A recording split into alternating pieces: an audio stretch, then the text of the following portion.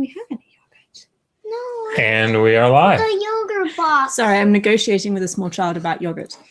You want to come say hi? The little pieces. Oh, you mean Oliver's little yogurt bites? No. No. Come here. The one that is the fruit. The one that's the fruit. The pink one. The pink one that's yogurt that's the fruit. Like inside of the little box. Tell them about it, Piper. Mm-mm. It's okay. I don't want to talk to any people. That's fine. Do you want to show me what you're talking about? Because I don't know what we're talking about here. Sorry, everyone. This is family life. This is us, Digital I'll be right Hammurabi. Piper. I'm going to find out what the yogurt box with the small fruit is. It's all part of Halloween somehow. Well, welcome. So I have to admit, I don't know 100% what's going on. I was told when I got home today, sort of, that we're going on a live stream to read stuff about the Netherworld for Halloween. This is part of a fundraiser of some sort. I apologize for not knowing more. Yes. So we have 17 people watching me bumble about here, and I apologize for that. So I am Dr. Josh of Digital Hammurabi, and that's Megan, and that was Piper, and she will be back shortly. Actually, this is sort of things to come. I was just telling them that I don't know exactly what we're doing. We are part of a 24-hour live stream to raise money for the lovely Christine, who has some pretty horrific medical bills to contend with. Oh. You can tell I keep my husband very well informed as to what we're doing. Is she okay? Yes. Ish? Yes. Okay. Needs some money because, like well, I let's said, get her some money horrific then, medical Pete. bills. But the GoFundMe page is in the description. If you are watching this after the fact, I am posting it in the live chat as well. If you can spare a couple of dollars, go to the GoFundMe and help Christine out, because medical bills suck. Yes, indeed. They really suck. Particularly when you don't have money. Exactly. And it's very well explained in the GoFundMe page, but the nature of her medical issues means that she cannot currently work, and she's a full-time nurse, and her employer does not cover short-term disability. So not only does she have medical bills, she also has no money coming in for things like rent and food. Gosh. So let's make some money and help this lovely lady out. Hello, everyone. Hi. Sorry, I was trying to sort out with Piper exactly what yogurt fruit things are. We still don't know, but I compromised with cake. So there you go. Can't beat that. And because it is so close to Halloween, we are doing a special edition of our Digital Hammurabi book club. We are going to look at the Underworld. Ooh. Ooh. I should wear my beard. Let me get your beard. Wow. Josh needs his beard.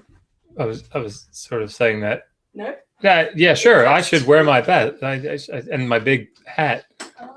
I think we may have dismantled the hat. I'm afraid the hat was made of a bubble wrap envelope thing and a pillowcase. So this is, and I took it apart. This is a Look, isn't it? This is a this is a lesson to all of you that if you don't actually mean something, don't say to your wife, I should do this, because then you wear one of these things. Hey, you know what? It's for a good cause. You look lovely. Quite right. So, I don't know how I'm going to drink my coffee. See, with a beer, it was easier. I could, like, put the... Anyway, how did Moses, I'm just kidding. His beard was different than this. It probably wasn't crocheted. Yeah, and also there was an opening where the mouth is. Oh, sorry. I'm just finally getting back to the live chat. Christine is in the audience. Christine Blackfeather. Hi, Christine. Recovering from a hysterectomy, which pretty much sucks. Yes, so quite. Let's help her with medical bills. Hooray. So as an aside, another thing that I learned is that Megan is going to be able to grace us with her presence for probably the first half of the stream. That's the plan. And then you're just going to have to deal with me because we have kids to put to bed, and Oliver. And I have a previous date with his ex-wife, so it's really nice when everybody gets along. We're going to go and watch the Rocky Horror Show. So I have my costume on the bed. Gonna get ready and go. Yeah. Anyway, before I have to go, There we go. Before I have to go, we should do some actual reading because we are, I don't want to say infamous, but we have a habit of getting sidetracked with other things. So we are going to start with Gilgamesh, Enkidu, and the Netherworld. This is the Sumerian version. This can also be found in the epic. It is known as Tablet 12 of the Gilgamesh epic, but we are reading the Sumerian version because... everything is better in Sumerian. Well, I mean... even beards. Even beards. Beards are better in Sumerian. This is a Sumerian beard. Would you like to start with your Sumerian beard? As the Anunnaki. This is my Anunnaki beard. Okay. In those days, in those distant days, in those nights, in those remote nights, in those years, in those distant years, in days of yore, when the necessary things had been brought into manifest existence, in days of yore, when the necessary things had been for the first time properly cared for, when bread had been tasted for the first time in the shrines of the land, when the ovens of the land had been made to work, when the heavens had been separated from the earth, when the earth had been delimited from the heavens, when the fame of mankind had been established, when An had taken the heavens for himself, when Enlil had taken the earth for himself, when the Netherworld had been given to Ereshkigal as a gift, when he set sail, when the Father set sail for the Netherworld, when Enki set sail for the Netherworld, against the king a storm of small hailstones arose. Against Enki a storm of large hailstones arose. The small ones were light hammers, the large ones were like stones from catapults. The keel of Enki's little boat was trembling as if it were butted by turtles. The waves at the bow of the boat rose to devour the king like wolves, and the waves at the stern of the boat were attacking Enki like a lion. At that time, there was a single tree, a single halub tree, a single tree growing on the bank of the pure Euphrates, being watered by the Euphrates. The force of the south wind uprooted it and stripped its branches, and the Euphrates picked it up and carried it away. A woman, respectful of An's words, was walking along. A woman, respectful of Enlil's words, was walking along, and took the tree and brought it to Uruk, into Inanna's luxuriant garden. The woman planted the tree with her feet, but not with her hands. The woman watered it using her feet, but not her hands. She said, "When will this be a luxuriant chair on which I can take a seat?" She said, "When will this be a luxuriant bed on which I can lie down?" 5 years, 10 years went by. The tree grew massive. Its bark, however, did not split. At its roots, a snake immune to incantations made itself a nest. In its branches, the Anzu bird settled its young. In its trunk, the phantom maid built herself a dwelling, the maid who laughs with a joyful heart, but holy Inanna cried. I have to take my beard off because I'm getting it's too hot. And my left arm is going numb. Well, let me wear the beard. Yes, that actually makes more sense. I'm not sure how that makes more sense. I don't know. Oh, it's too big for me. That's what she said. There we go. Sorry. It's all good. You look good. Thank you. I should grow one of my own.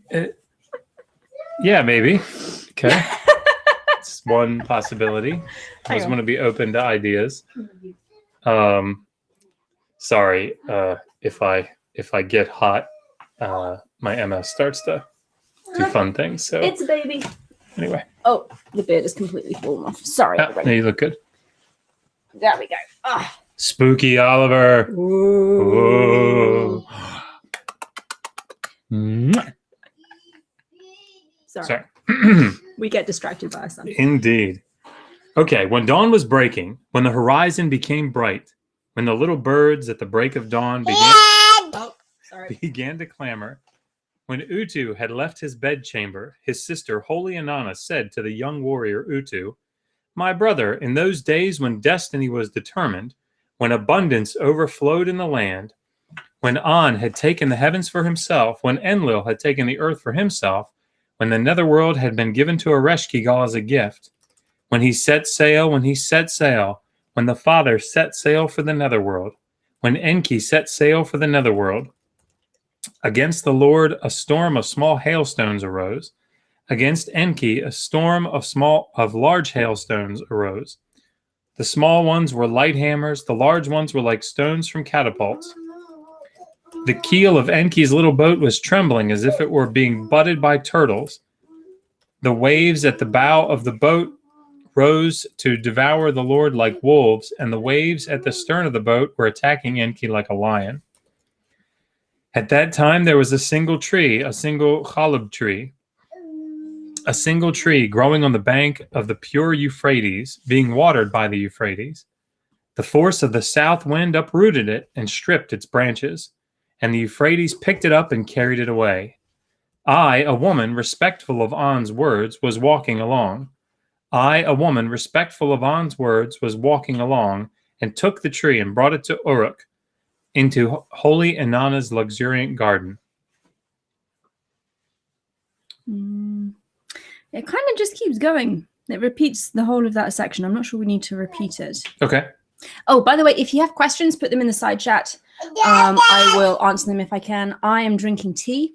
Josh has a coffee. The question was asked. Oh.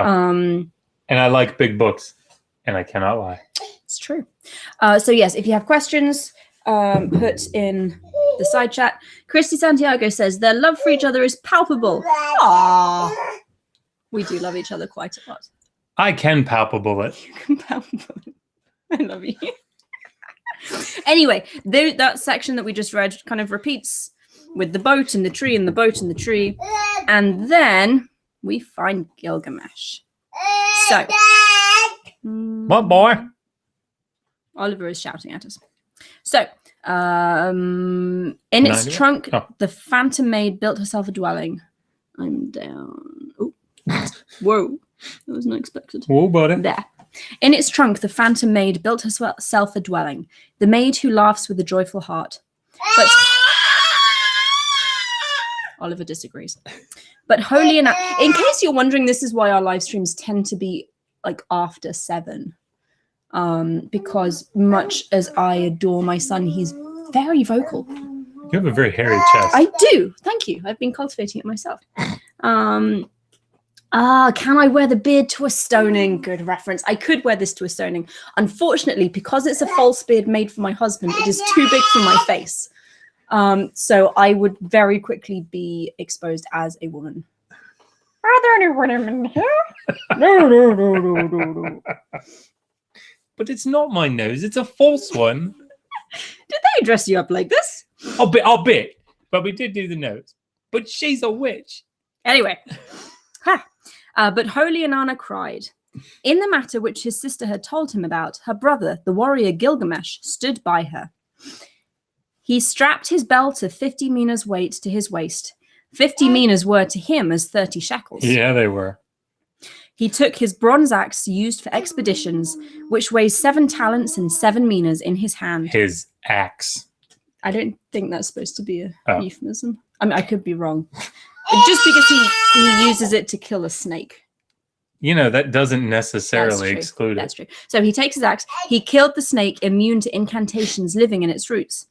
The Anzu bird living in its branches took up its young and went into the mountains. The phantom maid living in its trunk left her dwelling and sought refuge in the wilderness. As for the tree, he uprooted it and stripped his branches, and the sons of his city who went with him cut up its branches and piled them up. He gave to his sister holy Inanna for her chair. He gave it to her for her bed. As for himself, from its roots he manufactured his ball, and from its branches he manufactured his mallet. The words ball and mallet here have question marks by them because we're not entirely sure that's how they're translated. What are they? The tuku and the meku? Puku and meku. Puku and meku. Yes, so not sure what this is. Bear that in mind. He played with the ball in the broad square, never wanting to stop playing it, and praised himself in the broad square, never wanting to stop praising himself. The young men of his city were playing with the ball. For him who made the team of the widow's children, they lamented. Puku and meku are the Acadian. Oh, they are? Yeah. But it's okay. Sorry. They're gonna string me up. They lamented, "Oh my neck, oh my hips." For those that had a mother, the mother brought bread for her son. For those that had a sister, the sister poured water for her brother. As the evening came, he marked the spot where the ball had been placed, and he picked up his ball in front of them and took it home. But that's the very first instance of someone actually taking their ball home. Sorry. But early in the morning, something that's broken, the place marked, the widow's accusation and the young girl's complaint caused his ball and his mallet to fall down to the bottom of the Netherworld. Dun, dun, dun. Penis. For once, that was actually not relevant. Oh. Damn it. He tried with his hand, but he could not reach it. He tried with his foot, but he could not reach them. At the gate of Ganza, in front of the Netherworld, he sat down. Gilgamesh wept, crying bitterly. You take over. I'm going to check the chat. Oh, my ball. Oh, my mallet. Oh, my ball. I am still not satiated with its charms. The game with it has not yet palled for me. If only my ball waited still in the carpenter's house for me. I would treat the carpenter's wife like my own mother. If only it waited still there for me. I would treat the carpenter's child like my little sister. If only it waited still for me. My ball has fallen down to the Netherworld. Who will retrieve it for me? My mallet has fallen down to Ganzer. Who will retrieve it for me? His servant Enkidu answered, said to him, notice the difference there, by the way, and how Enkidu is portrayed in the Sumerian text. My king, you weep. Why does your... Sorry, he's such a goof. Why does your heart worry?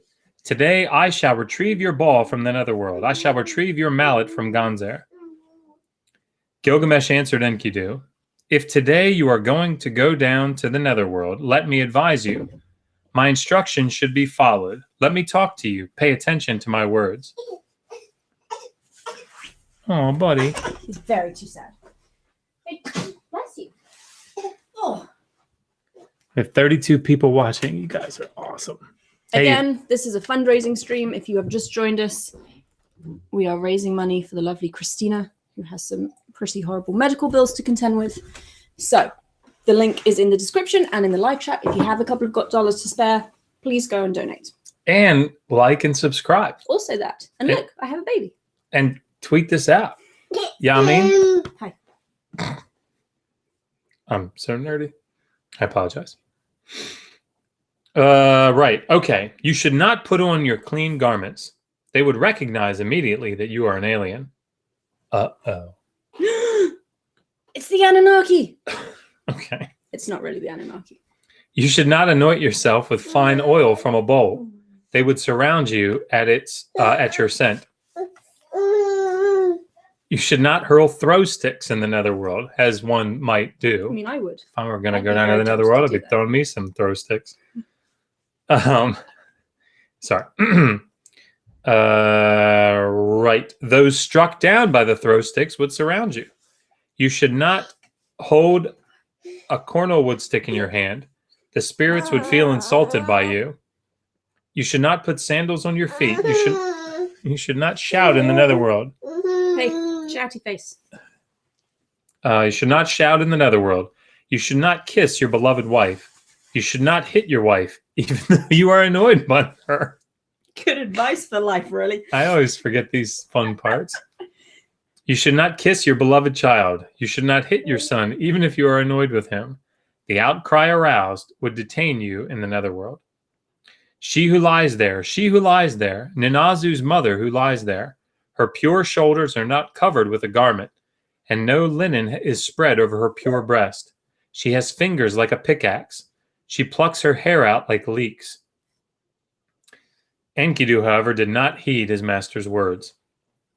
It's kind of like the Greek myth, Orpheus, going down into the underworld and getting Eurydice, his wife.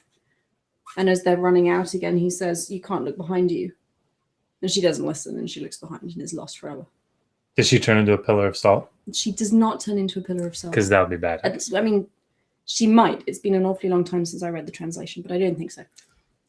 Sorry. All right. So he says, whatever, Gilgamesh. I know what's up. I'm not listening to you. He put on his clean I want to strike my wife in the Netherworld. Especially if I'm annoyed with her. He put on his clean garments, and they recognized that he was an alien. In case you're wondering, that means he put on his astronaut helmet. It doesn't mean that. He anointed himself with fine oil from a bowl, and they surrounded him, and it scent. He hurled throw sticks in the netherworld, and those struck. You'd think you could wait with the throw sticks until you got back again. Really? You'd think. Those struck down by the throw sticks surrounded him. He held a cornelwood stick in his hand, and the spirits felt insulted by him. He put sandals on his feet. He caused irritation in the netherworld. He kissed his beloved wife and hit his wife when he was annoyed with her. He kissed his beloved child and hit his son when he was annoyed with him. He aroused an outcry and was detained in the netherworld. Bum, bum, bum. Bum, bum, bum. Oliver doesn't like being detained in the netherworld. Do you? You look very disgruntled, child. In Eridu, oh no, wait. Buddy. Okay. The warrior Gilgamesh, son of Ninsumun, directed his steps on his own to Acor, the temple of Enlil. He cried before Enlil, Father Enlil, my ball fell down into the netherworld. My mallet fell down into Ganzer. Enkidu went down to retrieve them, but the netherworld has seized him. Namtar did not seize him. The Asag did not seize him, but the netherworld has seized him. The Udug demon of Nergal, who spares nobody, did not seize him, but the netherworld has seized him. He did not fall in battle on the field of manhood, but the netherworld has seized him. Father Enlil did not stand by him in the matter, so he went to Eridu, which is where Enki is. Oh, I've been corrected. Yami Yomizuki. It was Orpheus who looked behind and not Eurydice. I apologize. They're correct. I got it wrong. God bless you. Thank you. Carry on. Right. So in Eridu, he directed his steps on his own to the temple of Enki. He cried before Enki, Father Enki, my ball fell down into the netherworld. My mallet fell down into Ganzer. Enkidu went down to retrieve them, but the netherworld has seized him. And he says the same thing again. I'm going to skip it. Is everybody okay with that? I'm okay with it. Okay, good. Father Enki stood by him in this matter. Notice Enlil doesn't, Enki does. Sort of a common thing. He said to the young warrior Utu, the son born by Nergal, open a hole in the netherworld immediately, and then bring up his servant from the netherworld. He opened a hole in the netherworld and brought up his servant with his breeze from the netherworld. They hugged and kissed. They wearied each other with questions. Did you see the order of the netherworld? If only you would tell me, my friend. If only you would tell me. And this is really interesting because what follows is a fantastic description of how Mesopotamian people conceived of the underworld. It's a question we get asked quite a lot. There wasn't like a heaven-hell deal like there is with Christianity. It's somewhat similar to the Greek tradition, but without like the paradisical Garden of Fields of Elysium. It's just Hades with lots of dust and dirt and unpleasantness. So here we have Enkidu is going to tell us all about what happens in the underworld and why you need lots and lots of children. And we might find out if there are underpants in the underworld. We might, yes. So she has a very low threshold for humor, so we go well together. I feel like you're out of the picture more than I might be. Everybody would prefer. I think they want to see more of you than me. Probably not. Brian Crane asks, for the greatest thinkers of their age, they didn't go in much for fine irony or witty repartee. They did, just not in this particular text. And actually, we need to do a live stream on like the proverbs. Some of the proverbs are absolutely hilarious. Do you have a proverb off the top of your head we can share? The road is long, but beer is good. The road is bad, but beer is good. Yep. And it's a little out of order, but I mean, it works. It works. Yes, this is not a particularly funny, fast-moving.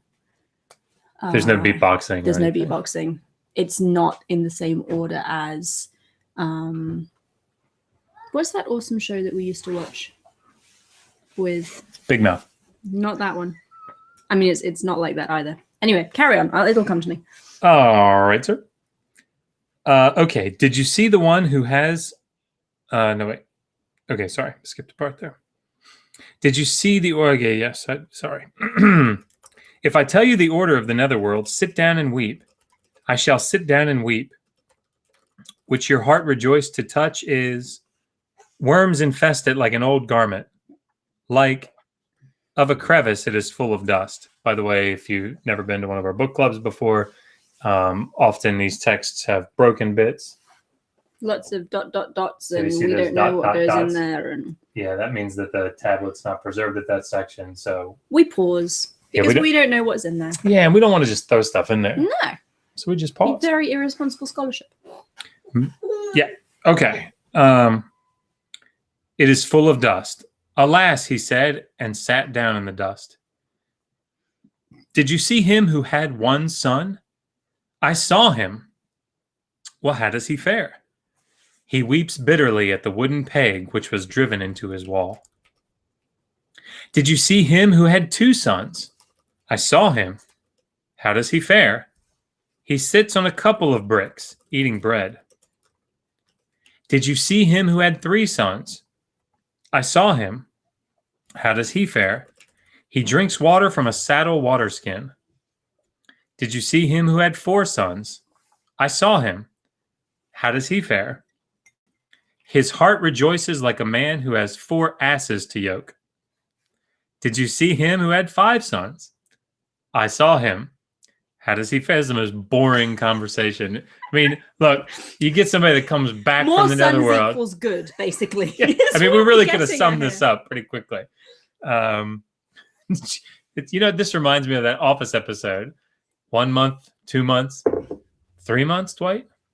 I could see that. 4 months? It's a real possibility. Maybe. 367 months. Okay, anyway. Sorry. That's ridiculous. So did you see him who has five sons? Yes. How does he fare? Like a good scribe, he is indefatigable. He enters the palace easily. Did you see him who had six sons? I saw him. I didn't. No, oh, not that guy. He was missing. How does he fare? He is as cheerful as a plowman. Did you see I didn't him? realize plowmen were especially cheerful. Well, they got that little cedar tube. It's true. It sounds bad. Did you see him who had six sons? I saw him. How does he fare? Oh, wait, I just read that. 7 sons, sorry. As a companion of the gods, he sits on a throne and listens to judgments. In case you didn't get it from that litany of lots of sons, if you have more children, it's a good thing. And this is a theme that keeps going through the rest of the text. So I'm going to read now. No, because I want to get to... Oh. It doesn't explain for us, does it? Yeah, we should explain now, because then people will understand what's going on. If you have lots of children and then you die, it means that all of the children that you had can give your spirit offerings, which means that in the underworld you get to eat, you get maybe some nice clothing, you have higher status than someone who doesn't have children and who doesn't have offerings. So you want lots of children so that they can keep you in the manner in which you've become accustomed to. When you die, it's kind of like the nursing home quandary of modern America. You have children and you're nice to your children so that when you're old and decrepit, they put you in a nice nursing home. This is the same. It's just so that after you die, they look after you in the way that they should do. That's a good one. I like that analogy. That was really good. Thank you. I feel very clever right now. You is BR2M. You're a nice man. I'm going to continue now. Word. Word. Did you see the palace eunuch? I saw him. How does he fare? Like a useless alala stick. That is the actual word. I didn't make that up. He is propped in a corner. Did you see the woman who never gave birth? I mean, you hear the theme? Yeah. Eunuch, woman never gave birth. No Okay, kids. anyway. I saw her. How does she fare? Like a pot. She is thrown away violently. She gives no man joy. Did you see the young man who never undressed his wife? I saw him. How does he fare? You finish a rope and he weeps over the rope. I do not know what that means. It has something to do with a penis. There we go. It's a penis reference. Did you see the young woman who never undressed her husband? I saw her. How does she fare? You finish a reed mat and she weeps over the reed mat. Again, not sure. It's a bad thing, I know that much. Did you see him who had no air? I saw him. How does he fare? He couldn't breathe. Like him who bricks. He eats bread. There we go. Did you see... broken tablet. His food is set apart. His water is set apart. He eats the food offered to him. He drinks the water offered to him. Did you see him who was eaten by a lion? He cried bitterly, "Oh, my hands, oh, my legs." Did you see him who fell down from the roof? They cannot something his bones.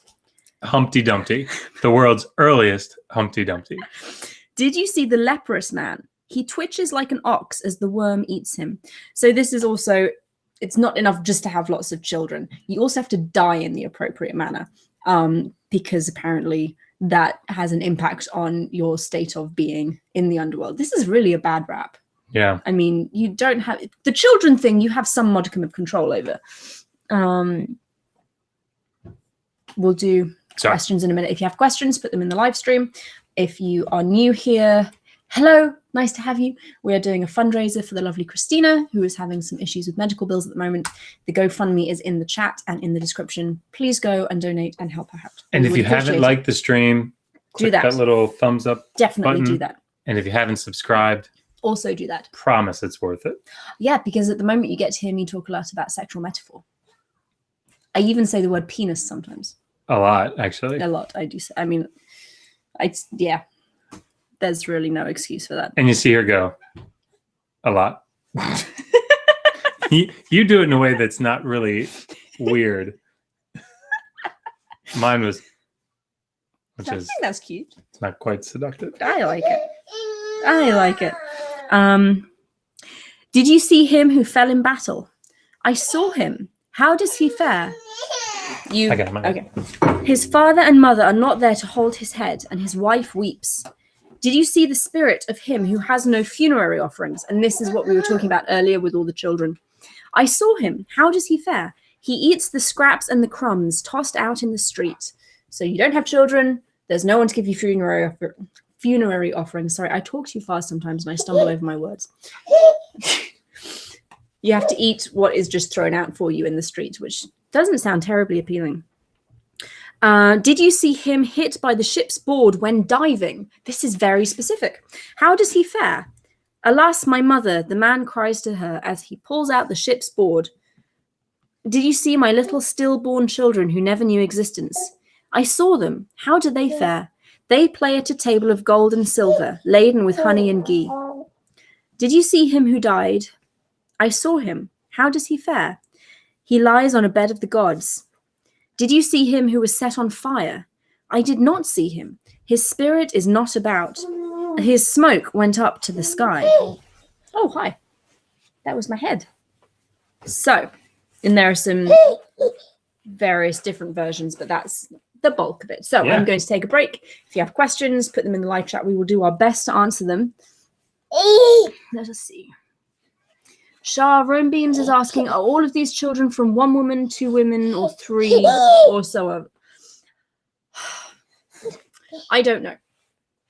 Josh, marriage practices in Mesopotamia? I mean, yeah, generally speaking, it's, I think you would assume one.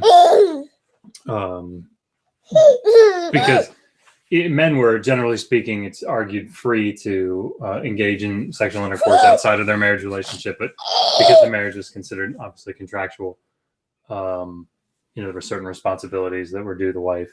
But I don't know that we have any hard and fast definitive evidence, I suppose. Right. And I feel like we should start every live stream with this disclaimer. Mesopotamian history is like 4,000 years and covers the whole of modern Iraq, Syria, and some of Turkey.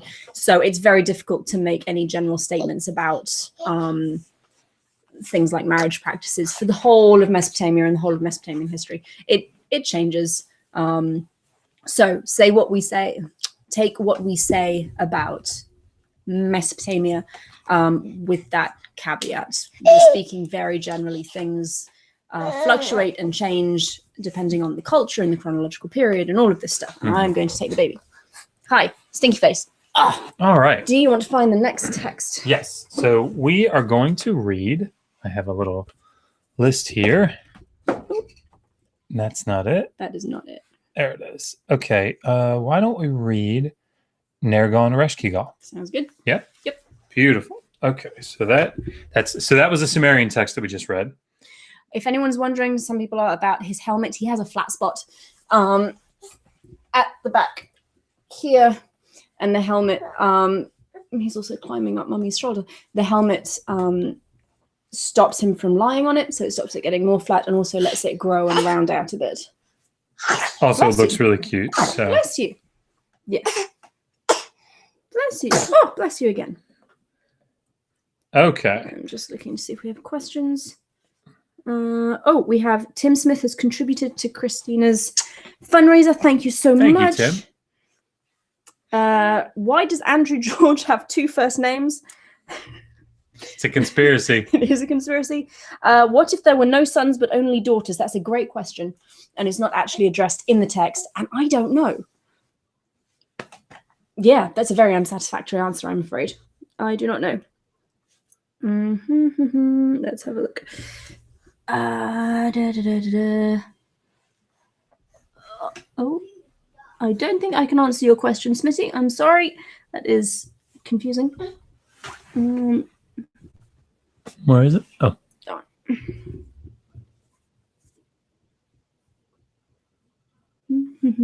Sorry. Oh, I'm not sure that was a serious question. Oh. Sorry. He's sitting and laughing at us. He is. All right. No, that makes sense. I would too. I mean, that's why we're here, to be laughed at. Indeed. That's kind of the point today. Okay, so we are going to read. Oh! Wow, buddy. Okay. And again, this is why we live stream after 7 p.m. when the baby's in bed, so I don't get vomited on camera. Do you feel better now? That was very exciting for everybody. Josh has gone to get something to help clean up. Thank you. I'm good. You sure? Yeah, you start reading. Okay. Okay. I have no idea. Well, after the first 12 times, it kind of loses its, I'm going to put you down now because you also got my iPad. This woman is unbelievably Covered amazing. in vomit currently. Oh, yeah, but unbelievably amazing. I love you. Why didn't you start reading? Okay, sorry. All No, that's all good. right, so I will be right back. Nergal and Ereshkigal. Let's see if he gives. So I'm reading from Benjamin Foster's. This is the book, one of the books that we use in our book club, Good Anthology of Akkadian Literature. So here's his introduction to the text. I think it's good to read it. The poem of Nergal and Ereshkigal relates how Nergal, also called Era, became king of the Netherworld. The story hinges on the isolation and sexual frustration of the queen of the Netherworld, Ereshkigal. This aspect of the tale is related with warmth, even humor. The narrative turns on a play on words between death and husband. The plague god, Nergal, who is condemned to death for slighting the goddess of the Netherworld, Ereshkigal, becomes her husband instead. Okay, he talks about the actual poetic form. But let's read the late version. Seriously, though, I mean, just between us. I mean, Oliver, it's gotten a lot better, but I mean, essentially every time he eats, he projectile vomits on her. And I mean, he's fine. Everything's fine. But she is just unbelievably amazing.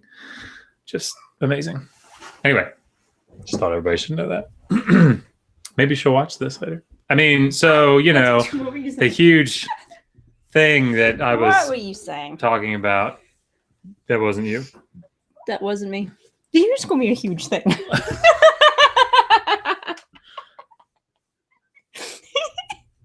feel like everything just sort of worked against me there. I'm teasing. I'm All right. teasing. Okay, Anu made ready to speak, saying to Kaka his messenger, "Let me send you, Kaka, to the land of no return, to the house of Ereshkigal, who dwells in the Netherworld, saying, you are not able to come up. Not once in a year can you come up before us. we cannot go down, nor once in a year can we descend before you. Let your messenger come here. Let him remove food from your table. Let him receive your serving. Whatever I give him, let him bring safely to you. Kaka descended the long staircase of heaven.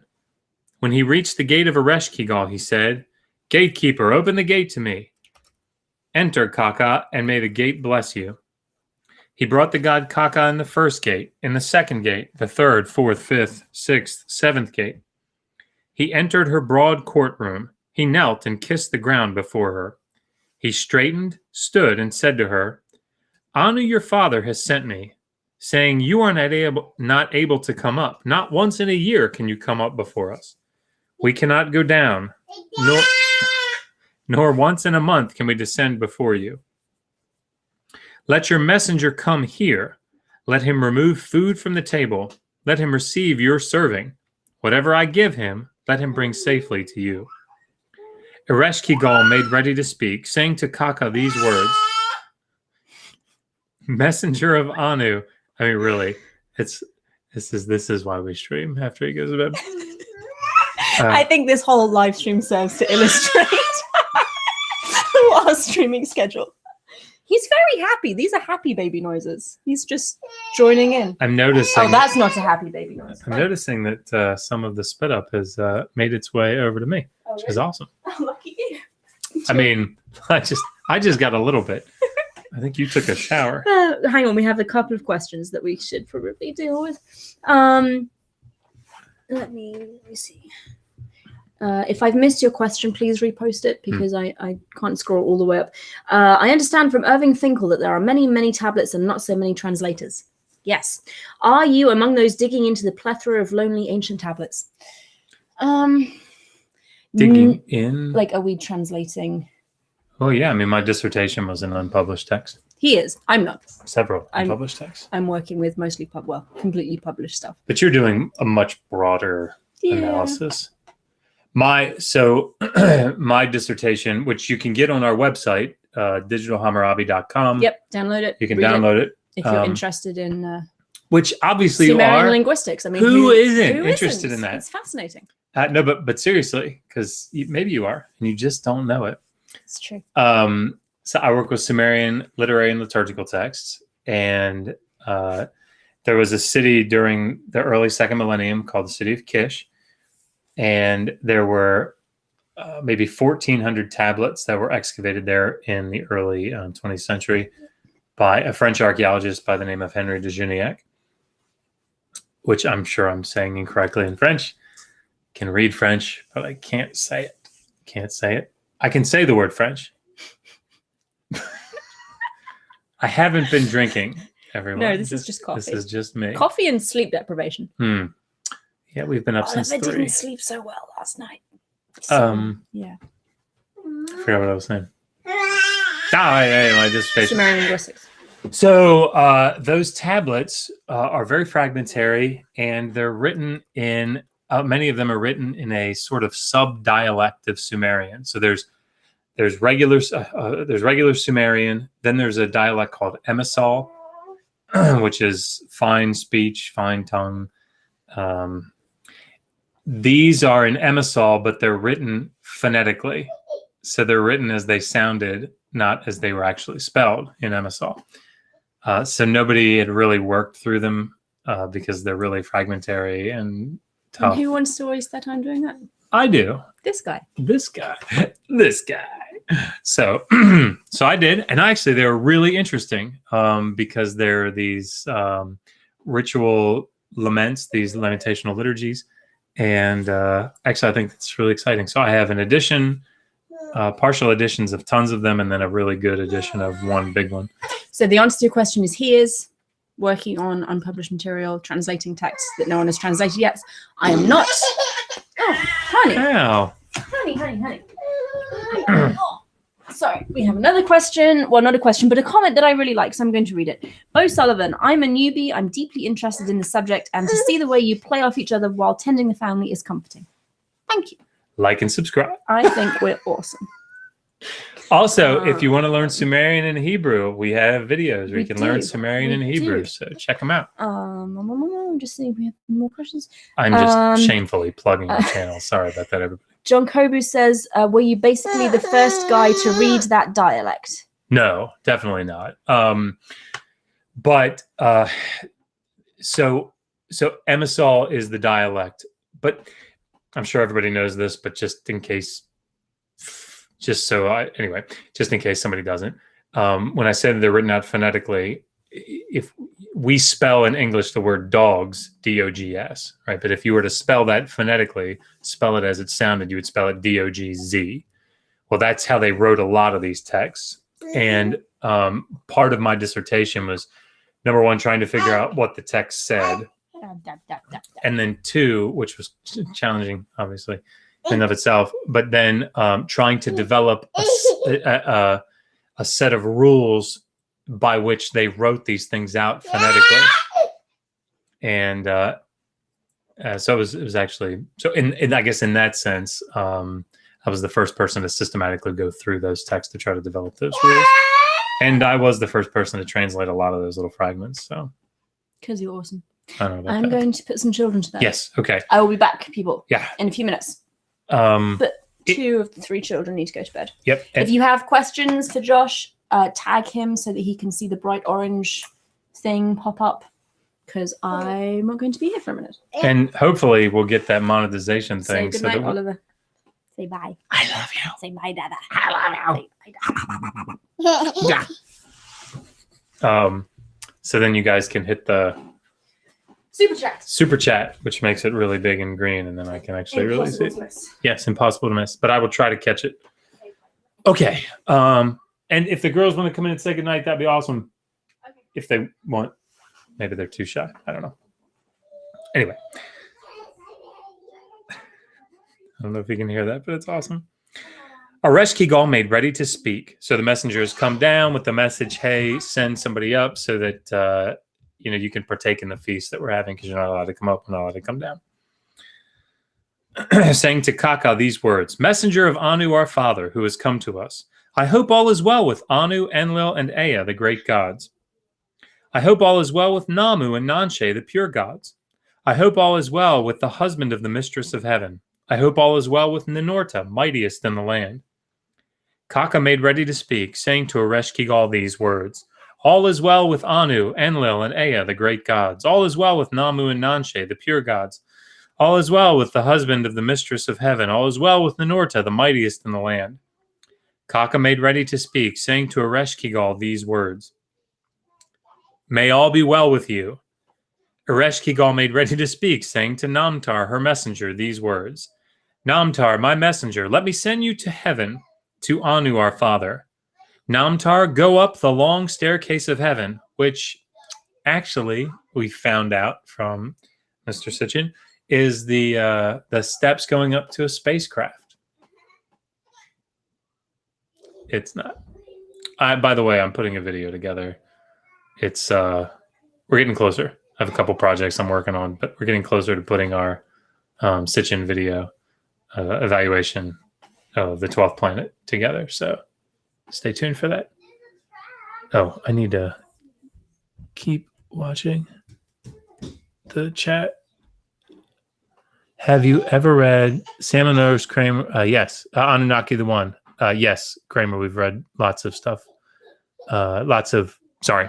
The question was, have we read books about Sumerian history by Kramer? Yes. Okay, good. Got it. Sorry. Right. Okay, so you went up the long staircase to heaven. Ea made ready to speak, saying to Nergal these words. There was a gap there. When Ereshkigal's messenger arrived in heaven, the path, the gods all knelt before him, the great gods, lords of destinies, for he bore the authority of the gods who dwell in the Netherworld. Why were you not kneeling before him?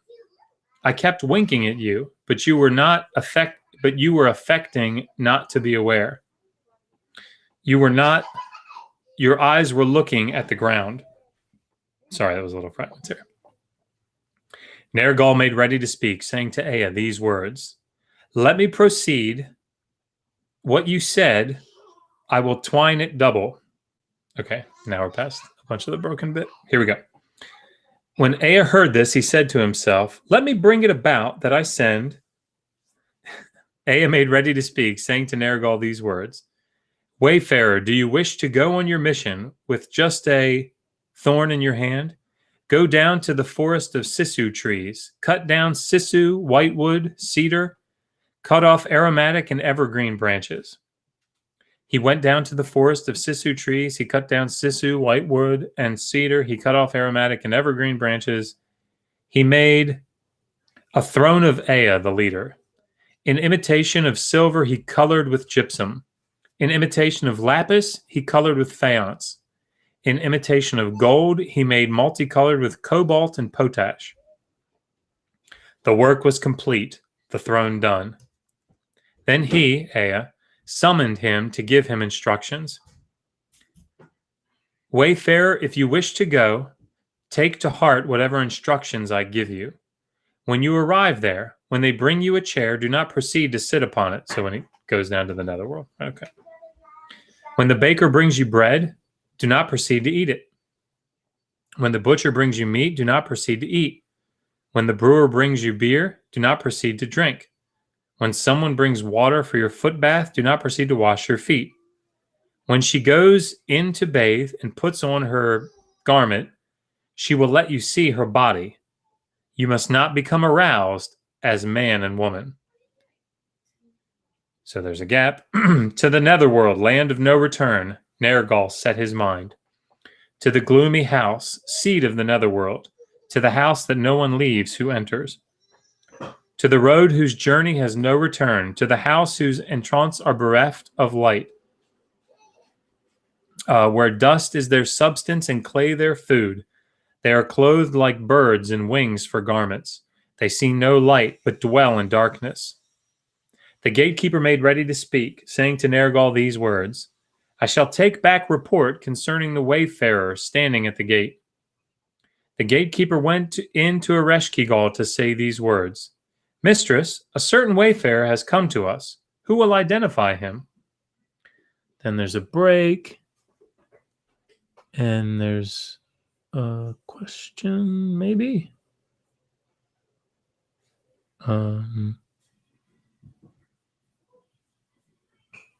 But I don't see a question. Sorry, NYM. Right. Well, okay, sorry. "Let me identify him. I will look at him outside the gate. I shall take back report to my mistress." So this is Namtar speaking. Namtar went and looked at Era, at Nergal, through the side of the gate. Namtar's face went pale as a cut-down tamarisk. His lips went dark as the lip of a vat. Namtar went to his mistress to say these words. "Mistress, that time you sent me to honor your father, when I entered the court of Anu, all the gods knelt humbly before me. All the gods of the land knelt humbly. The god who kept on standing in my presence is now come down to the land of no return." Ereshkigal made ready to speak, saying to Namtar her messenger these words, "Namtar, you must not strive for divine supremacy, nor let your spirit imagine deeds of valor. Go up and take your seat on the throne, the royal dais. Do you render the judgments? Do you render the judgments of the vast Netherworld? Let me go up to to the heaven of Anu, my father, that I may eat the food of Anu, my father, and drink the beer of Anu, my father. Go, Namtar, bring that god into my presence." Namtar went and brought in the god Era. When he entered the first gate, Pituch. When he entered the second gate, Enkishar. When he entered the third gate, Endashurima. When he entered the the fourth gate, Nerola. When he entered the fifth gate, Nerubanda. When he entered the sixth gate, Endukuga. When he entered the seventh gate, Enugigi. He entered her spacious court. He knelt and he kissed the ground before her. He straightened, stood, and said to her, "Anu, your father, sent me to your presence." Do you be the one to sit on the throne and render the judgments of the great gods who dwell in the netherworld? Excuse me. As soon as he came, they brought him a chair, but he did not proceed to sit upon it. The baker brought him bread. He did not proceed to eat his bread. The butcher brought him meat. He did not proceed to eat his meat. The cupbearer brought him beer. He did not proceed to drink his beer. They brought him water for his foot bath, but he did not proceed to wash his feet. Finally, she went into the bathing chamber. She put on her garment. She let him see her body. He was not aroused as man for woman. Then there's a gap. She went into the bathing chamber. She put on her garment. She let him see her body. This time, he became aroused as man for woman. They embraced one another. Passionately, they went to bed. One day, a second day they lay, Queen Ereshkigal and Era. A third day, a fourth day they lay, Queen Ereshkigal and Era. A fifth day, a sixth day they lay, Queen Ereshkigal and Era. When the seventh day came, Nergal was for not being present in heaven. Notice there's a trope there, 7 days of making love. Same thing happened in Gilgamesh epic. Zupater. So sorry, I see that there might be a question. The arc dimensions, like lengths on sides, should match. The depth should match on either side. It doesn't sound like a cube to me. What do you think? Is there more to that question? Sorry, everybody. I'm just trying to make sense of the dimensions of the arcs. Obviously, differ depending on the the text you're reading. Maybe we'll do a video on that sometime. Certainly, off the top of my head, I don't remember what the dimensions in the different texts are. Sorry. Okay, release me, sister. Do not make a fuss at my going. Typical man. Just kidding. That was a joke, everybody. Sorry. I must go from the land of no return. As for her, hi, baby. Okay, I love you. Put your tongue away. What? Child. Hey. Where are you going? I'm going. Story time. I love my kids. Yeah. Okay. Right. Nergal went straight to the gatekeeper. He said these words. Ereshkigal, your mistress, has sent me, saying, I would send you to the heaven of Anu, our father. Let me out that I may deliver the message. Nergal went up the long staircase of heaven. When he reached the gate of Anu, Enlil, and Ea, Anu, Enlil, and Ea saw him. The son of Ishtar has come up to us. Ereshkigal will look for him and take him back. Let Ea, his father, sprinkle him with spring water that he may be bald. Have a tick, be lame, let him sit among all the gods. And it's kind of broken. Okay. Sprinkle them with the water of... Okay. The messenger of Anu, our father... Sorry, guys, this is really broken. I always remember these stories being better because I read them to myself more than out loud. When they go out loud, sometimes they don't sound as good. The messenger of Anu, our father, who came to us, let him eat our bread, let him drink our beer.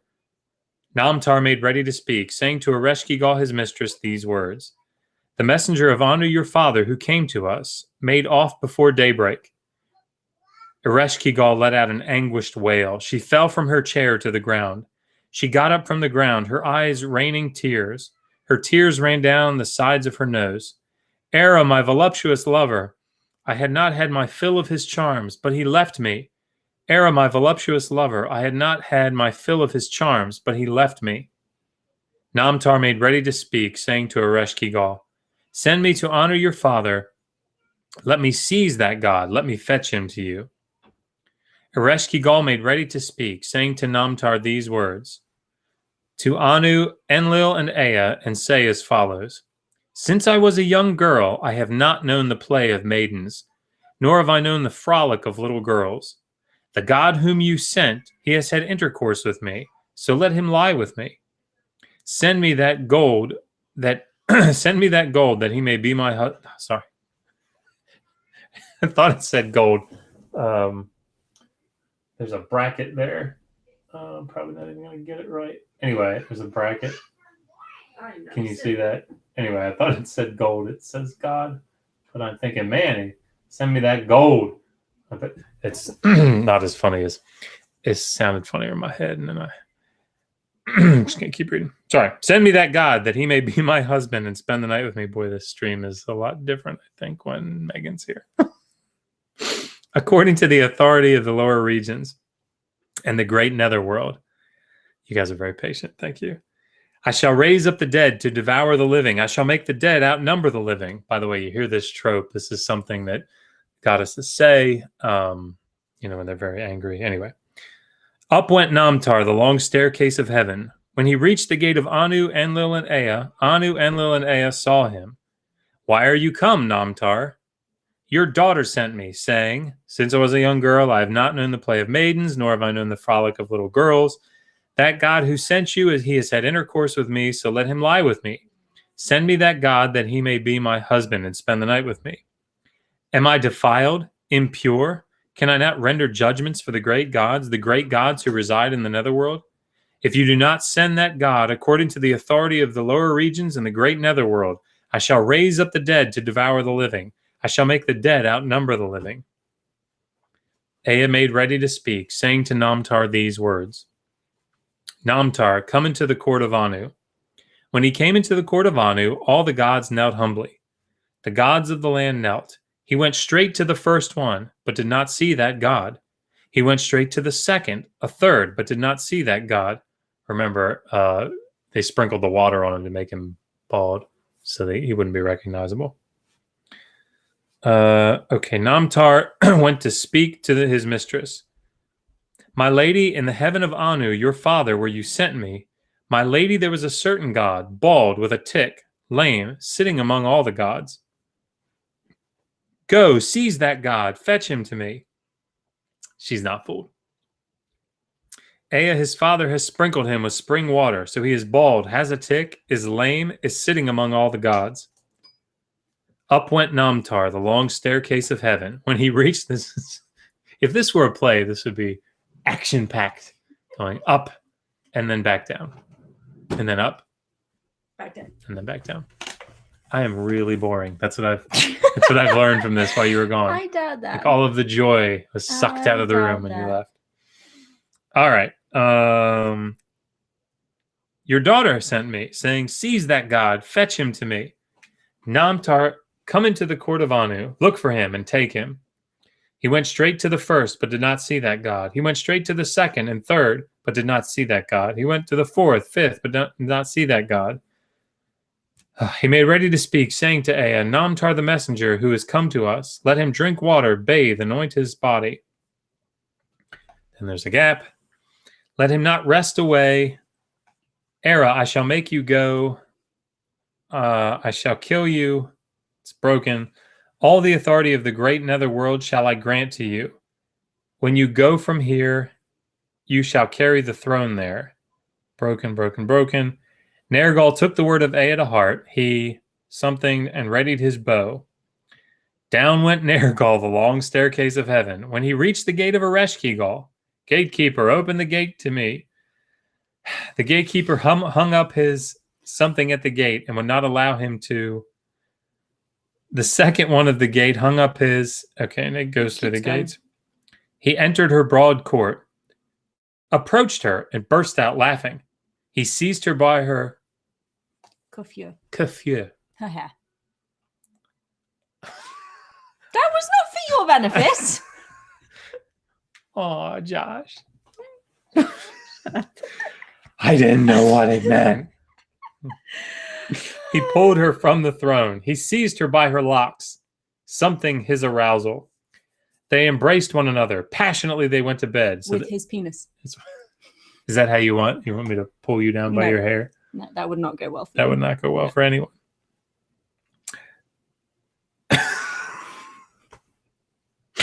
One day, a second day they lay, Queen Ereshkigal and Era, a third, a fourth, a fifth, a sixth. I'm brushing over 7 days of making love. I apologize for that. You should. I should. Anu made ready to speak, saying, to Kakai's messenger these words, Kakai shall say... What's the story about? Oh, people sending other people back and forth. Kakai shall send you to the land of no return, to the house of Ereshkigal, who dwells in the Netherworld, saying, that God whom I sent to you, let him dwell with you forever. Upper regions, lower regions, thank the gods. The text breaks off, so we don't have to keep reading it. No, I'm just kidding. But that's the end. It breaks off. There are about 12 lines, he says. So that's pretty much the end of the tablet. But they get married. And live The happily end. ever after. Or as happily as you can when someone's pulling your hair. That's true. That's true. I mean, maybe that's her thing. All right. And that is okay. I mean, clearly it was. They got busy with it. Do we have... Oh, Beej. Hi, Beej. I Adam? like Beej. Do we have any questions? By the way, we have 45 watching and 28 likes. That's not bad. Thank you very much. That's really awesome. Ed Carter says, in your thesis work, did you work with the original tablets or images of them? Also, how the hell did anyone figure out how they should be arranged if all are fragmentary? Good questions. To the first, no, there's something called hand copies. And it was one of the vexing things about my dissertation, actually. It can be quite difficult to gain access to tablets in some collections. So my tablets are divided between the museum in Istanbul and the Louvre in France. So, and even when I was in Germany, I was a Fulbright scholar. I did a year in Germany, and even when I was there, it was impossible to get into the Louvre to see just the one tablet that I needed to see. However, my dissertation advisor, Dr. Paul Del Nero, had gone and taken amazing photographs of C52 plus. So but anyway, it's a tablet that was very important for my dissertation. He did it for a different reason. He was doing an edition of a text, but he was very gracious and allowed me to use those photographs, which were amazing. And so yes, and no. So what was the second question? One sec. When you have photographs available, they're fantastic. It can actually be quite difficult to work with photographs because unless they're taken with excellent lighting, it can be difficult to see exactly what the signs are. There's something called RTI. What does that stand for? Reading toponyms introspectively. It does not stand for that. No. There's a photography method that lets radio, telegraph. No, not that. Internal. I can't remember what it stands for. I've done it, but I can't remember what it stands for. Really tired insects. But I'm getting closer. No. No. But it lets you move around the light source so you can see the different angles and where the wedges are formed, which is much easier to read. It's also quite standard in the field to work from, like Josh was saying, hand copies, which are... I can probably show you. He will show you, which are copies of a tablet drawn out by someone who has the actual cuneiform tablet there with them. So Josh is going to look for a hand copy picture. And we have, so that. So here's my tablet that I did an edition of. That one's actually the most complete tablet. Which is really nice. It's very complete. Most of them, though, looked more like this. And this plays into the second part of Ed Carter's question. How the hell did anyone figure out how they should be arranged if they're all fragmentary? Because I'm good. No. That's actually a very good question. So, okay. One of the interesting things about Mesopotamian literature is that even though we have tens of thousands of literary fragments, if not more, the more tablets that we find, the more we seem to discover that there's this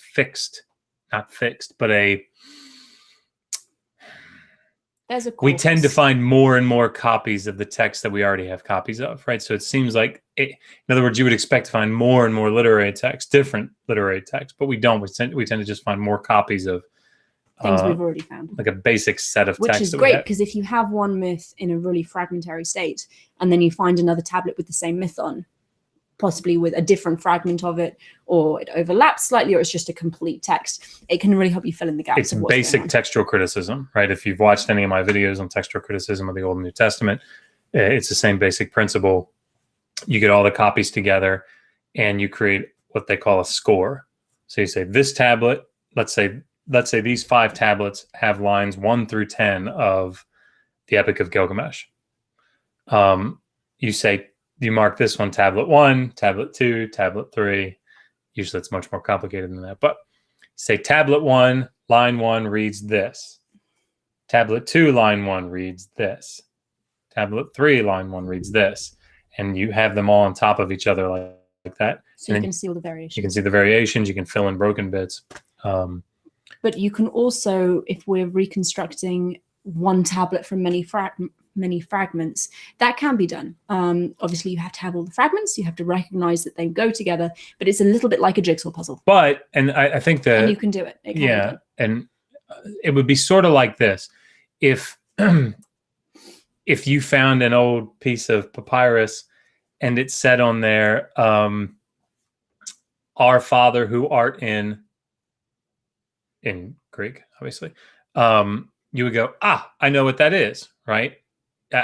So you look for a fragment that reads heaven. That's right. So you know where to put that, even though it's just this tiny little fragment. Well, that's what happens with these texts. So like I worked with these lamentational liturgies, which means we have a video on this, a couple of them actually, by the way. So on what laments are, but there are these ritual texts that were used, but there's sort of a set number of them, sort of.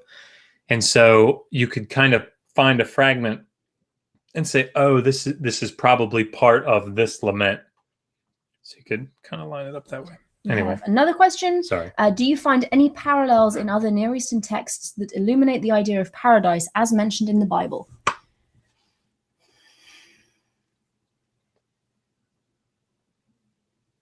None that I can think of. No. Good question. Enkidu 5, his wife would like to know how old we are. I am 31. I am 31. I am not 31. How old am I? Are you 38? I was born November 11, 1979. He's probably 38. We forget these things. Math is my strong suit. TomTom34B, where were you in Germany? Tübingen, just south of Stuttgart. Vlad Tepes, was Namtar also a generic type of demon like Galu demons?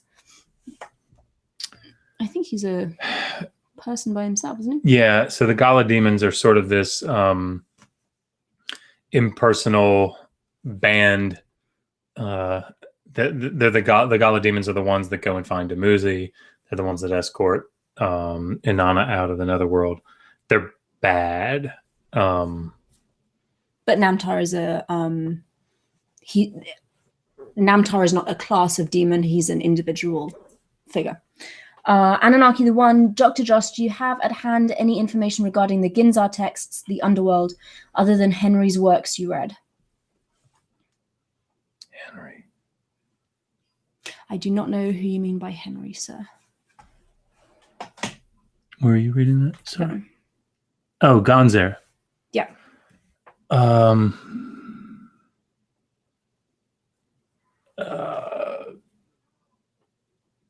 Yeah, maybe I'd have to look in my. Yes, Shah Bean's reflectance transformation imaging. That is RTI. Thank you very much, sir or madam. Oh, the remote testing invalids. Exactly. Well done. We have more questions. We have 52 people watching. I love you guys. 34B again. When you were in Germany, why didn't you stay? And why did you really not stay? Nobody will know. Keep it a secret. Yeah, that's that's a fun story. No, so I got that Fulbright scholarship so that I could go over and work with this amazing scholar, Konrad Folk, who is a professor at Tübingen, and because he works on the text that I work on, and so I was over there for for 12 months, and I got to work in the castle in Tübingen. That's where the library is. I'm quite jealous of that. Yeah, it was. I've never worked in a castle. It was kind of bad because of my MS, because I had to walk up this really steep hill every day, and it could get quite hot. And of course, when you heat up with your MS, it tends to shut everything down. But no, it was a really good time. A lot of great people over there. Why didn't you stay? Because I love Megan and my kids. Also, a Fulbright scholarship only gives you leave to stay for 1 year. That's true. But true. Mainly the love of me and his children. Clearly. Kenneth Nystrom, the fragments must have had an archaeological context. They did.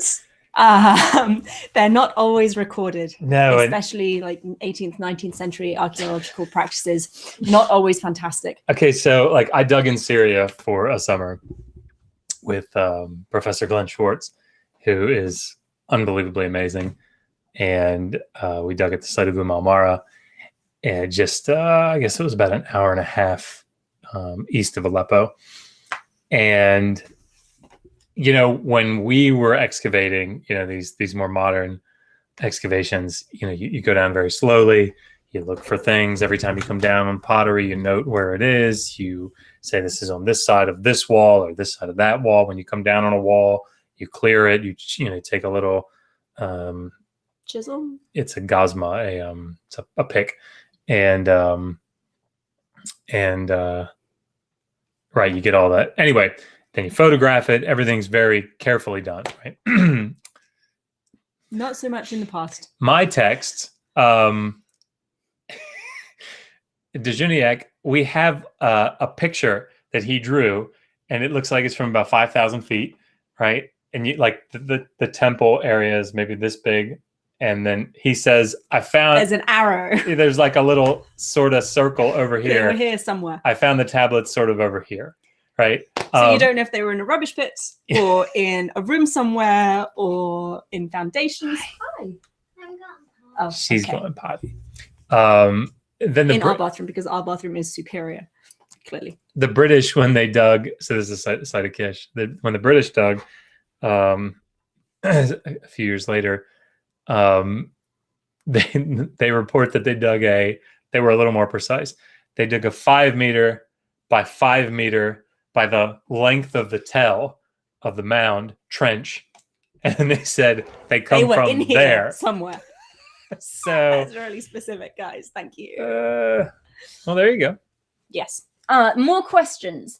DLJ, all these copies, seems like there was a writing school and these stories were the text used as exercises for children learning to write. Yeah.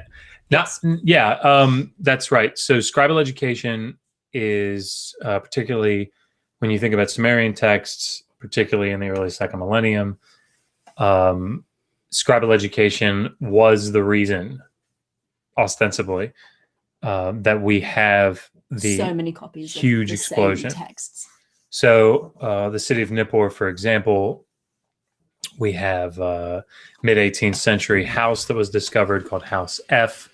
And House F was a scribal school. It's a house school and just thousands and thousands of fragments. And we actually know the order of the curriculum. Generally speaking. Can I have one more hug? And one more kiss. And one more kiss. I love you. Go to bed, child. I love you.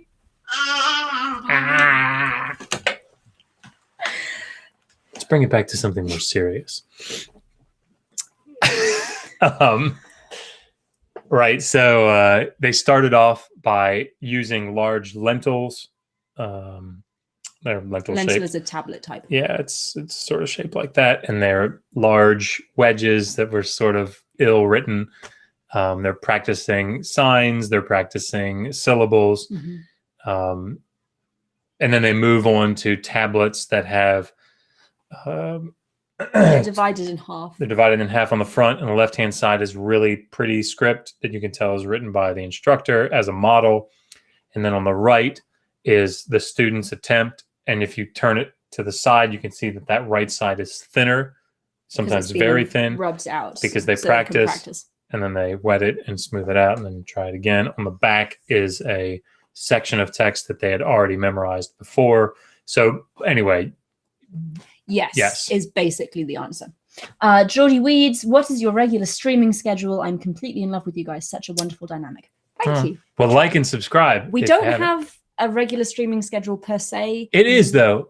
When we stream, it's on a Saturday. Yeah. We do book clubs in the evenings, and we try and do interviews around the same kind of time. Yeah.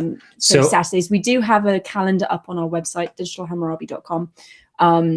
So if we have something planned for certain, it will be on there. I don't know why I did that. I love them. Yeah. So generally on Saturdays, like this Saturday, I guess streaming is different than putting up a video. Mm-hmm. Never mind. Enkidu 5, she's just seen you and thinks you're adorable. Enkidu 5's wife thinks we're adorable. Oh, thank you. I think we're adorable. Free radicals, where did the writing on tablets come from? Where did the writing come from? Do you mean who wrote them? Maybe. Scribes. Yeah. Students. Yeah, I mean, it depends on There's a whole load of different writing. And actually, if you want a good, shameless plug, sorry. If you want a good introduction to like all things Mesopotamia, Leo Oppenheim wrote a book that I summarized in our daily data that we do Monday, Wednesdays, and Fridays. And Megan was very kind and put all the individual daily data into one 3-hour video, maybe. So you can watch them all back to back. And of course, Megan right now is doing a series called "Sexy Sexual Metaphor." And one of the videos is called "Enki's Penis: The Bigger Picture." Thank you, Ed Tucker.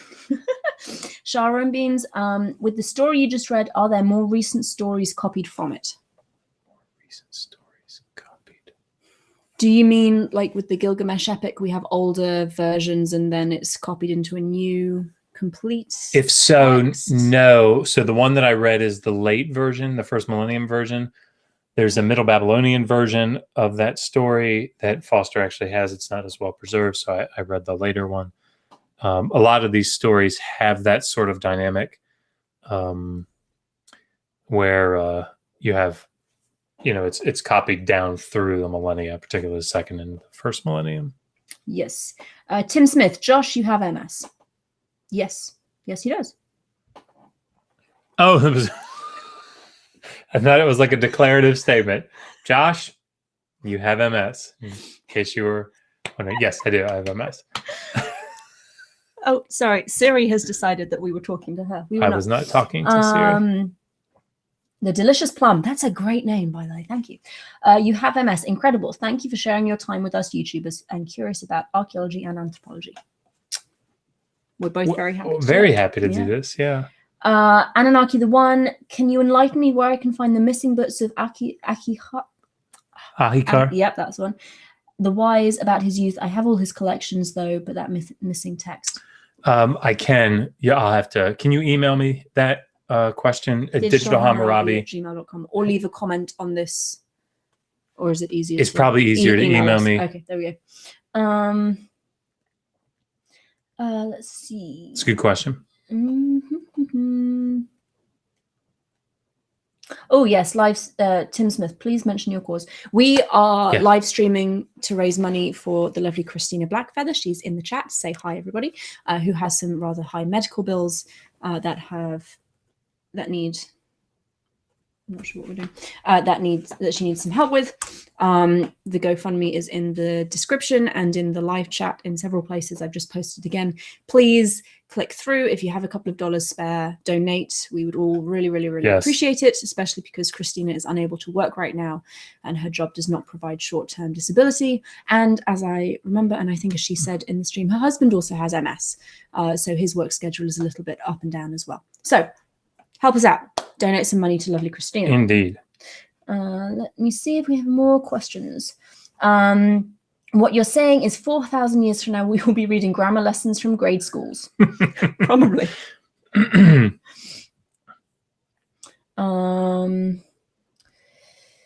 So what?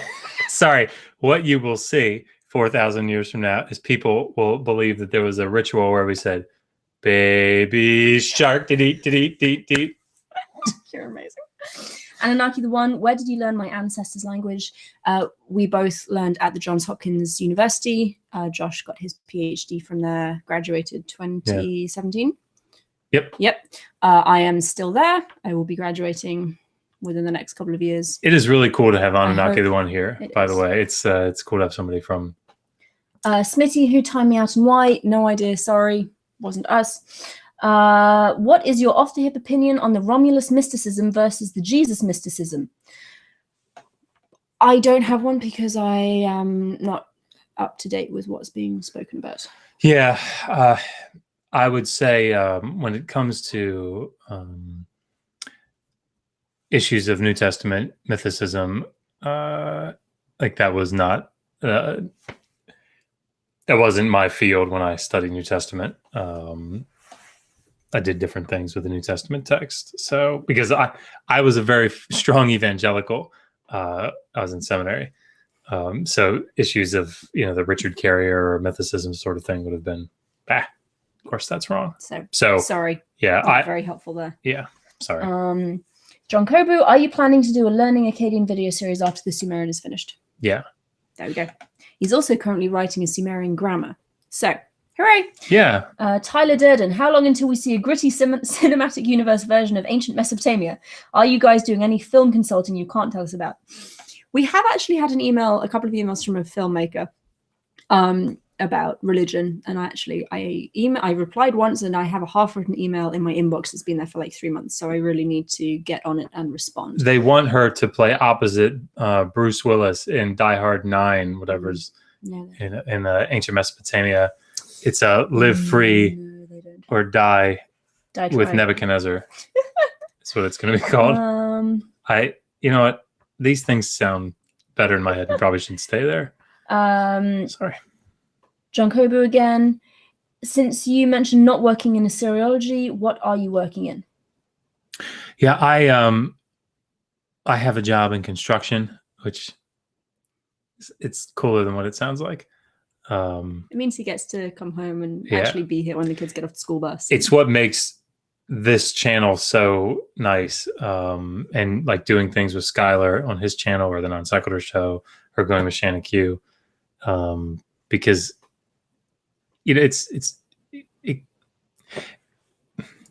we needed to do something to keep things going. It's very difficult to get jobs in the field, primarily if you can't leave the area. And so this was actually a really great thing. Yep. It was really awesome. good. Anyway, sorry. I love it. That's more than everybody needed to know. Sorry. Christy Santiago, remind everyone to vote. If you're in the US, vote. Remember, if you're in the US and you can vote, I'm in the US and I cannot vote. But if you're here and you can vote, you really need to vote. I mean, just generally speaking, I'm a fan of exercising your democratic right to vote, but go vote. Okay. Geordie Weeds is saying Christina's Etsy store too. Awesome. There's an Etsy store. Go buy stuff. Raise money for Christina. She needs it. Tyler Durden, your opinion on archaeological techniques of Indiana Jones. Ever fought Nazis to protect artifacts? Does everything really belong in a museum? Okay, so obviously that was a serious question. I love Indiana Jones. No, I have not fought any Nazis. I wish I had. That would be amazing. There is a funny story. When I was in Syria, we would get up at, I think we were getting up at 4:30 to get out to the cell before it got hot. And Adam Maskovich, Dr. Maskovich, was I was digging with Dr. Chris Brinker and Dr. Adam Maskovich, and every morning we'd be walking out, and you'd hear Adam go, dun, dun, dun, dun, dun, dun. It was really great. And Adam is the most like stone-faced, serious man you could ever wish to meet. So I wasn't there, but I love the story because it makes me giggle. And you would think that he's really hard-nosed, but Adam, if you're watching, we all know you're a big softie. Does it always belong in a museum? It's a good question, especially because at the moment there's a lot of. It doesn't belong in the Bible Museum. It also doesn't necessarily belong in the British Museum because that's a little bit of a form of looting. A bit. Yes. I may or may not be referring to the Elgin marbles, among other things. I think archaeological artifacts should be preserved and protected, whether that's in a museum or at the site in which they were excavated. And we should be working together. This is all very idealistic, but we should be working together internationally to make that happen. Yeah. When we say things belong in the museum, we don't mean that me as a British person should have the right to go to Iraq, dig up whatever I find and take it home and give it to the British Museum. Yes. No, not terribly much a fan of that. But this stuff is fascinating and valuable and important to human culture and to the culture of the people who live in that country. Yeah. So it should be available, it should be protected, and people should be able to see it. Yeah. Again, doesn't mean that I should personally go and take it out and put it in a museum of my choosing. But you know what? I mean, and again, another shameless plug for our field. I mean, like the more people that do this, the more people that can read these texts, the more people can interact, dig at these sites, and do so in a meaningful way. The more this sort of thing will be available to people because it, gains popularity. And anyway, sorry. Boy, I'm getting a lot of flack for the stealing things for the British Museum. What's wrong? Yeah, we're not going to go into that right now. I apologize if my comments have upset you or if you disagree with me. That's totally cool. I agree that in some instances it's better to protect something in a foreign country than to leave it to be destroyed. I also think that if that country has built a purpose constructed place to house them safely, you should probably give it back. Tyler Durden, is a snake pit a viable defensive trap for a temple buried underneath the sand? How many ancient traps have you avoided while digging? Actually, it wasn't a trap, obviously. Sorry, that was really leading. Everybody probably went, oh. No, you probably didn't. But Chris Brinker, Dr. Brinker, was stung by a scorpion when we were excavating, which is interesting. He's trying to pull a plastic bag out from under a rock. Scorpion stung him. Then he broke his leg. Everything was bad for him. I don't know why I brought that up. Who do you think was the baddest ass among these people? The Assyrians, Hittites, Israelites, Babylonians, or others? Oh, the Neo-Assyrians. Yeah. I mean, they did some shit. Yeah. And they left pictorial evidence to prove it. Yeah, we should do a video on the calculated frightfulness of Neo-Assyrians. Tyler Durden, scorpion traps it is. I'll call my contractor. Brian Crane, agree. Elgin marbles should be returned. Tom 34B, he broke his leg. Yeah, how did he break it? It's 2010. It's not 2010 right now. It was 2010. You probably understood that without me. I don't remember. And I can't remember what I had for dinner 2 nights ago. So, is Ashurbanipal Neo-Assyrian? Yes. Indeed, he was. Would you like to start reading another text? I'm going to change. Yes. I will be back. And I won't smell of baby vomit, which will be delightful for my husband. I'm betting that there were a lot of people that got really excited by that sentence. Yeah. Since, you guys are in our bedroom. And anyway. I won't go there. Thank you. Okay, so I'm going to read, and please, again, feel free to ask questions. I'll try to pick them up in my peripheral. You don't have peripheral. Oh, that's true. I have one good eye. It's a beautiful eye. Oh, that's so nice. So have you ever seen me doing this? It's because I have optic neuritis. That's one of the wonderful things about the MS. So I can only really see out of my right eye. It's just dope. Okay, so we're going to read the Netherworld Vision of the Assyrian Crown Prince. And if we have time after this, what I'll do is I can read the section I figure maybe we'd read the Old Testament text where King Saul calls up Samuel from the Witch of Endor. I thought that'd be kind of cool. But we'll see what we have time for. 7:35. Please go into the description, I think is where it is, and donate. Yes, sorry, just wanted to put that in there. Okay, so the Netherworld Vision of the Assyrian Crown Prince. Much of this bizarre narrative remains obscure, owing to the bad condition of the single manuscript that preserves it. The narrative was composed by a scribe who professed to set down the exact words of an Assyrian prince who had a vision of the Netherworld. The first 15 lines of the text may deal with actions of the prince's father. There is reference to administrative acts. Then the king may give himself over to gluttony and obsession of wealth. An obsession with wealth. The mysterious scribe is introduced in line 17 in connection with some event that seems to cause the king considerable distress. He weeps, goes out alone in the streets, smashes things, ignores food, characteristic actions of a man undergoing personal misfortune. He commits some final abomination that one may surmise was to name a different heir to the throne. So I'm going to... No, you know what? I'll just keep reading this just so we can get a good feel for it. In line 27, Kumaya, who may be a son of the king and the same person as the prince, referred to elsewhere in the narrative, incubates a dream, provokes a dream, perhaps to find out when he is going to die. This might again suggest some situation of uncertainty with the succession. Ereshkigal, queen of the Netherworld, appears to him and promises to reveal to him what he wants to know. In line 37, Kumaya awakes and prays for the promised revelation. Kumaya's second dream is the narrative directly in the first person, as overheard and set down by the scribe. Kumaya enters the Netherworld, where he sees 15 demonic figures, each one more ghastly than the preceding. The last two are so appalling that Kumaya cannot even name them.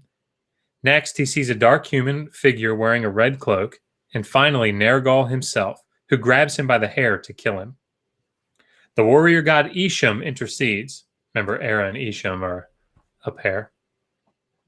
Asking that the man be spared to sing Nergal's praises to the land. Nergal is pacified and asks the prince a question, perhaps why he prayed to Ereshkigal for the revelation. He then prophesies difficulties, rebellion, and anxieties for the prince. Nergal apparently shows the prince his own father, who, despite his innate excellence, has committed some evil act before his death that will be a cause of grief to the prince. The prince awakens and declaims his misery in public, praising Nergal and Ereshkigal, who had vouchsafed him his revelation. The scribe remembers his words perfectly, and out of loyalty reports them to the palace. Okay.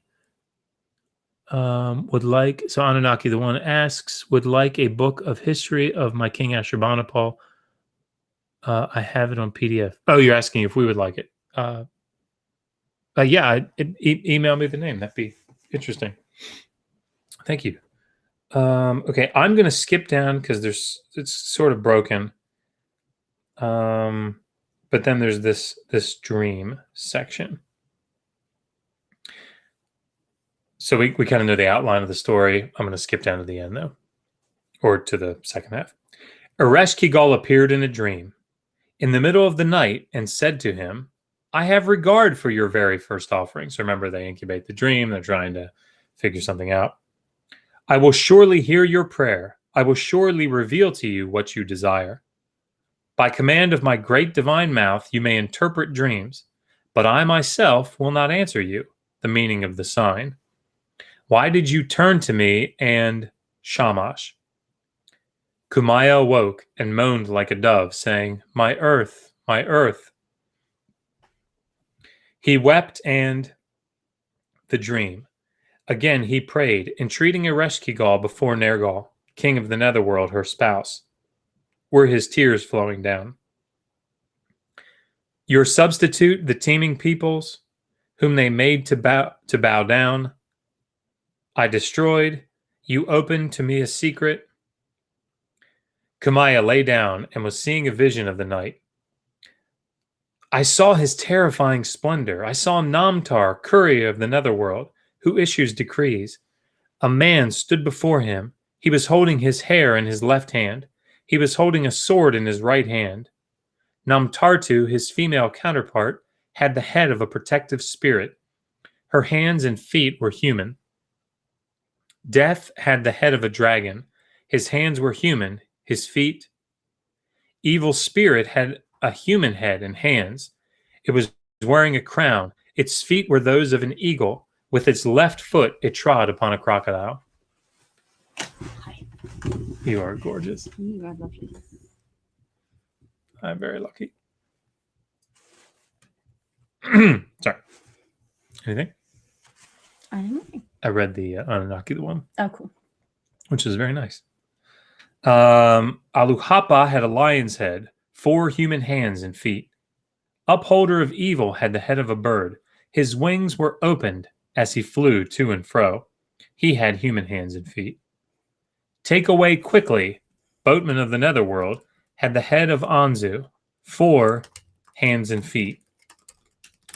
Had an ox's head, 4 human hands and feet. Malignant phantom had a lion's head, his hands and feet of Anzu. Shulak was a normal lion, rearing on its hind legs. Mamitu had a goat's head, human hands and feet. Pituch, gatekeeper of the Netherworld, had a lion's head, human hands, bird's feet. Whatever is evil had 2 heads. One was a lion, the other. Mukhra had 3 feet. The 2 front ones were bird's feet. The rear was that of an ox. It had terrifying splendor. 2 gods whose names I do not know. One had the head, hands, feet of Anzu in its left hand. The other had a human head and was wearing a crown. In its right hand was a mace. In its left, 15 gods in all were in attendance. When I saw them, I prayed to them. A certain man, his body was black as pitch. His face was like that of Anzu. He was dressed in a red cloak. In his left hand he carried a bow. In his right hand he was holding a sword. He was treading on a serpent with his left foot. When I raised my eyes, there was valiant Nergal, sitting on his royal throne wearing the royal crown. He held 2 terrible maces with both hands, each with 2 heads. Were piled up, lightning was flashing. The great Netherworld Anuna gods were kneeling, to right and left. The Netherworld was full of terror. Deep silence reigned in the presence of the prince. He seized me by the forelock and drew me toward him. When I saw him, my legs shook. His wrathful splendor overwhelmed me. I kissed the feet of his great divinity. I knelt. When I stood up, he was looking at me, shaking his head. He gave me a fierce cry and shrieked at me wrathfully like a raging storm. He drew up his scepter, his divine symbol, ghastly as a serpent, to kill me. Isham, his counselor, intercessor, savior of life, who loves truth and justice, said, "Do not kill this young man, O mighty king of the vast Netherworld. Let the subjects of the land all and always hear your praises." The heart of the formidable, mighty one who captures the wicked grew calm as pure well water. Nergal said this, "Why did you, my beloved spouse, queen of the Netherworld, by her sublime command which cannot be changed, may Bibu, slaughterer of the Netherworld, entrust you to Lugalsula, the gatekeeper, that he may take you out of the gate of Ištar and Aya. Do not forget me, nor neglect me. I will not sentence you to death. By the command of Shamash, there shall gust upon you want, violence, and revolts all at once. You shall have no sleep because of their fierce clamor. This corpse that is interned in the Netherworld belongs to that magnificent shepherd who fulfilled the heart's desire of my father Ashur, king of the gods, of the king who treated all the lands he looked upon from sunrise to sunset as plunder, who ruled over all, to whom Ashur at the beginning of his high priestly office ordained construction of the sacred New Year's festival house on the steppe, surrounded by a lush garden, the likeness of Lebanon forever, and whose... Ooh, hang on. Garden. Sorry, we had a question. I'm going to break in there. He's curious, Zupe to the True Zoo. I'm curious about what the tablets say about paradise. Is there a specific idea of a garden? And do we hold out hope of tablets being recovered from Irving Finkel's beard? I said I didn't know of any particular garden imagery, but that there were definitely things in Irving Finkel's beard because it's a bit of mystery. I mean, look, there's so yes, there is garden imagery in the sense that when you read Sumerian texts about creation, there's always this idea of Dilmun, things being lush and green. So in the connection of, for example, the Eden, the Sumerian word for step, to the Garden of Eden in Genesis, it's not a sure connection, but at least it's maybe a likely connection. But yeah, so I mean, but something specific like a Garden of Eden story where God walks in the midst with humans and there's a serpent, that sort of thing. I don't know of anything. Awesome. I'm going to go. Okay. But I've had a lot of fun, guys. Thank you. She's going to go shoot squirt guns at... I'm going to watch Rocky Horror. I was going to dress as Columbia for those of you who have watched Rocky Horror. But I realized at about 1 a.m. this morning that I just didn't have time to make a costume. But I do have quite a great collection of vintage 1950s clothing. So instead, I'm wearing one of my shiny dresses and I'm going as Janet Weiss. And we're going to do the time warp again. We are going to do the time warp. Hooray! Oh, Aikos Eris, any connections to the famous Hanging Gardens of Babylon? Maybe a precursor. And on that note, I'm going to kiss you. I love you. I'll see you later. Call me. Oh, where's the baby monitor? It's over here. It's plugged in. Okay. And turned up. Okay. I love you. Love you. What time is it? Okay, 7:47. I'm supposed to stop at 8, right? Yep. I'm supposed to stop at 8. It's nice to have somebody that knows what's going on, because I usually don't. Man, you guys are awesome. 39 watching, 34 likes. I don't know. You guys just make this fun. I appreciate that. Okay. Okay. So, to whom Asher at the beginning of his high priestly office ordained, I read that, and whose person Yabru and Humba Napruhu watch over, whose seed they preserved in well-being, whose army and camp they kept safe, lest a charioteer approach him in battle. He is your lofty father, who understood matters, he of profound wisdom and penetrating understanding, who had in view the designs of how the earth is linked to heaven. Whoever ignored common sense when he spoke, who did what is forbidden, committed an abomination. The terrifying splendor of his kingship will overwhelm you all until you are empty air. This saying shall lie like a thorn in your hearts. Do you go forth to the upper world? Do you go forth to the upper world until once again I call you to mind? As he spoke, I awoke.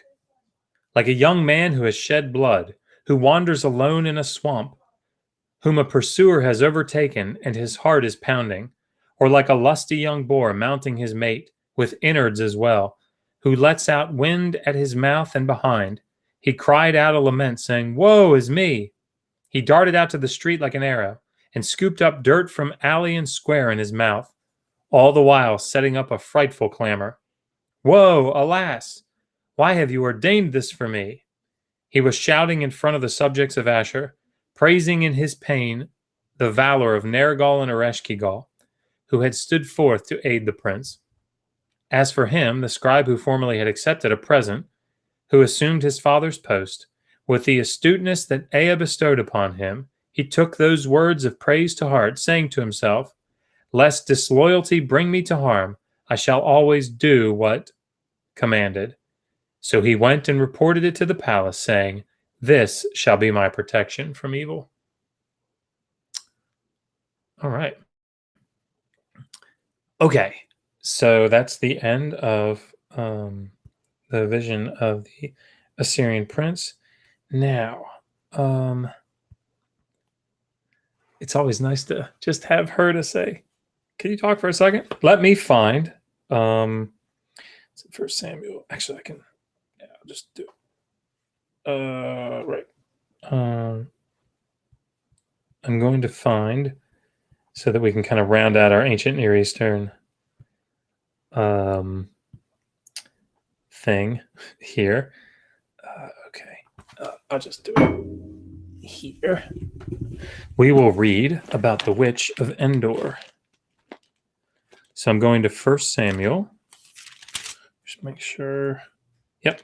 1 Samuel 28. So if you remember, Saul was the first king of the United Monarchy in Israel, and Samuel was the prophet that, if you remember,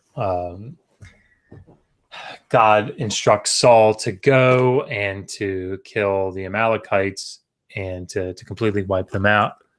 Which Assyrian prince was that? I don't know that we know. That's a good question. What was I saying?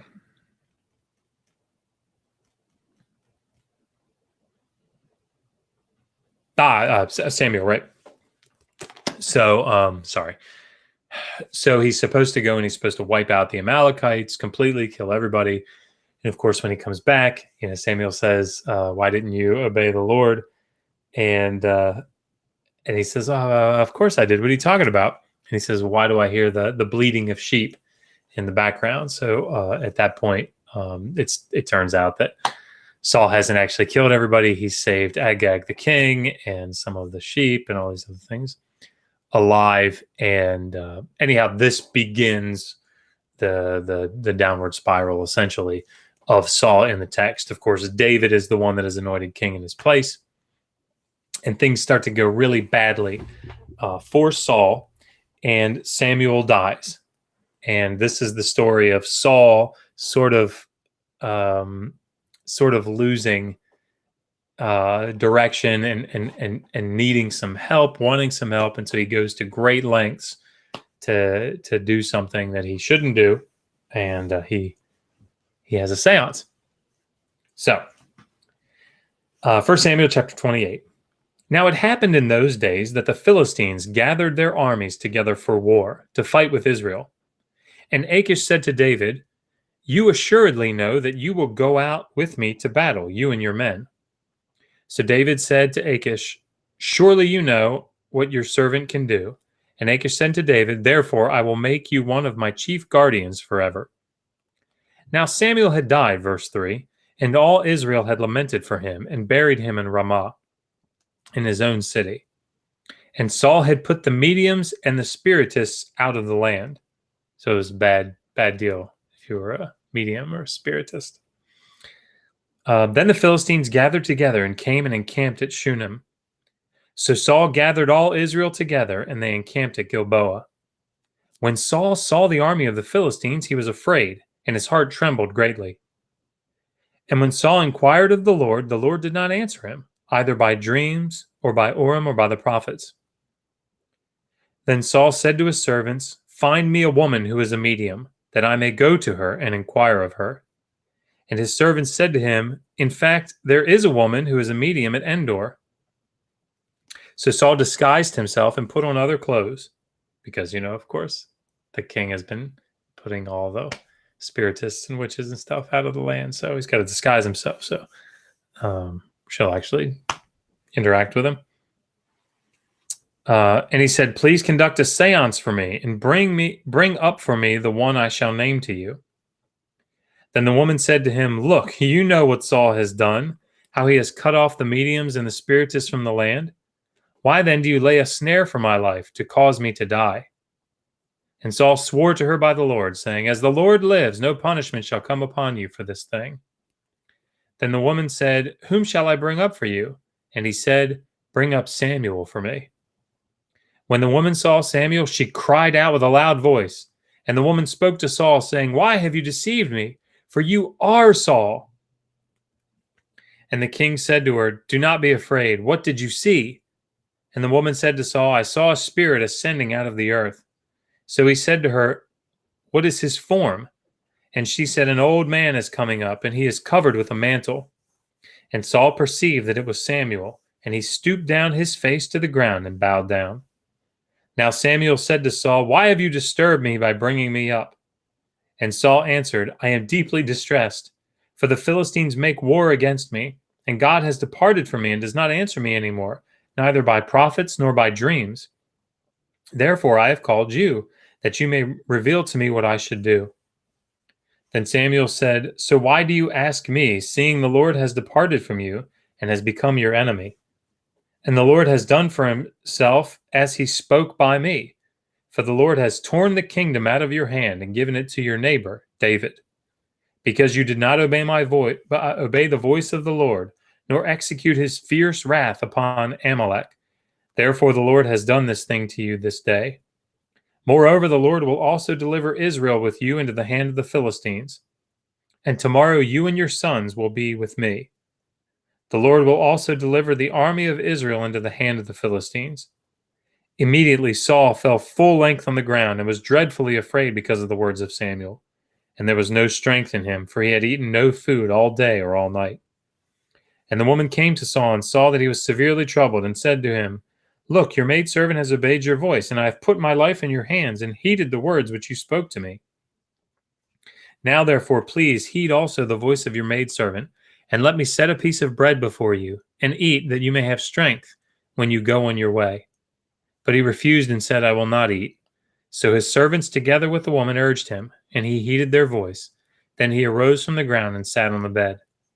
Now the woman had a fatted calf in the house, and she hastened to kill it. And she took flour and kneaded it, and baked unleavened bread from it.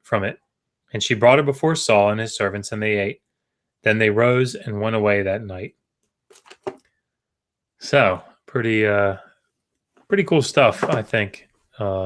Reading these ancient texts, I think it's I don't know, I enjoy it. Okay, well, I think we're at the end.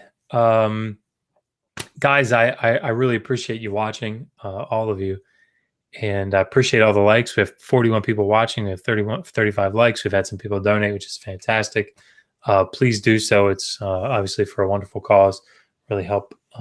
Let's help each other out. I think this is really important. So it's Friday. So tomorrow, just to give everybody an idea of what's coming up for us, tomorrow I will put up lesson 7 of Learn to Read Sumerian, Basic Sumerian. That video will go up, and I'm trying to get lesson 3 of Learn to Read Biblical Hebrew up. If you haven't watched, Skylar and I did another Bible study. We read through Genesis 19, 20, and 21, I think, on his channel, Skylar Fiction. So that was a lot of fun. Go check it out if that interests you. Also, we did the stream, I'm sure many of you know, about Lord Rael. We had one of his former followers on the show, and much has come of that. Much lambasting of me, saying that I don't know how to use the Torah code. And I don't know. I mean, I don't know if anybody's actually seen any of their comments, but there's been some pushback against me, which I'm actually really excited about, because I don't want to sound haughty in this arena, but they're sort of poking a bear in this field. That sounds really haughty. I don't mean it to sound that way, but they profess to know a lot about Sumerian and Akkadian and Mesopotamian mythology and the biblical texts, and they doesn't. And so it's well, I'm looking forward to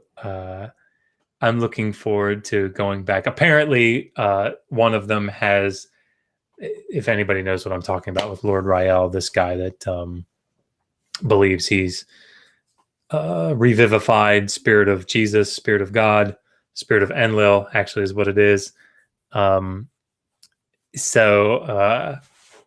Yeah, he's one of their followers is going to come on the Non Sequitur show. At least they say they're going to. Who knows? Oh, thank you. Appreciate that. Nothing wrong with sounding haughty. I appreciate that. But they've critiqued my Torah code.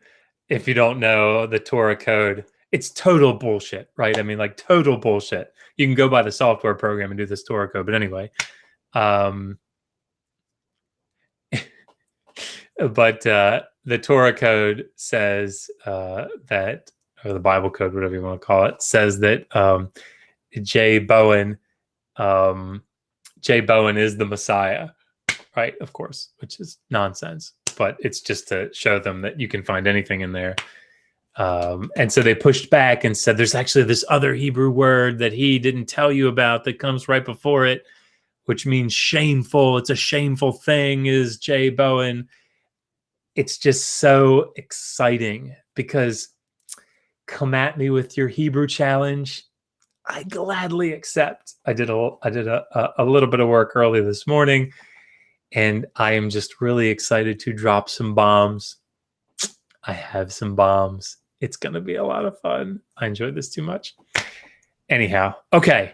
And Shannon, I see you in the live stream. The Daniel thing, I'm working on it, and I just think there's I have to listen to it again, but I think the guy just totally doesn't understand what he's saying. Okay. Anyway, also, Skylar and I, sorry, I'm going over. I apologize. There's just a lot of little stuff in my mind. Skylar and I are working on a little side project together, and I am Mike Winger is going to be on his channel November 12th. If you don't know who Mike Winger is, he's sort of an apologist, like a lay apologist, and seems like a really nice guy. But I'm going to be kind of co-hosting, I guess, on the show, which is going to be awesome. Yes, I think there's going to be a live stream tomorrow. We should be doing one. I think that's the plan. I have to check with Megan. If she, yes, I'm going to say yes, because if she doesn't feel up to one, she hasn't been feeling well recently. I will probably do one and do something about, I don't know. We'll see. I'll figure something out, but, sorry. Anyway, right. The prophecy about Tyre, done an awful lot of work on that recently. I don't want to give any spoilers. I don't want to tip my hand or anything. But I think it's going to be really good. I think it's going to be really good. The whole debate about whether Tyre is a failed prophecy or not, you can lay it to rest in your minds. The debate is over, if there ever was a debate, a real one. It's a failed prophecy. And I'm writing a paper and putting a presentation together to demonstrate that for you in a scholarly way. So look forward to that. Anyhow, okay, I should end this. Guys, thank you so much. I appreciate all the likes. With 37 likes, 39 people watching. Christina, thank you so much. And we're thinking about you. Please, if you haven't donated, do so. And I actually don't know who the next stream is in the sequence, but right. Okay. I don't know how to end this. But whoever, does anybody know who the next stream is? We'll just sit here in silence waiting. No, I'm just kidding. I should know all these things, but I don't. It's in an hour. Okay, great. Okay, it's in an hour. So I should just sit here for another hour. Is that what you're saying? Just kidding. I won't put you guys through that. Okay, he's saying stay by. So I will. All right. Thank you guys for watching. Until next time, resist poor scholarship. Always ask, how do you know that? Good night.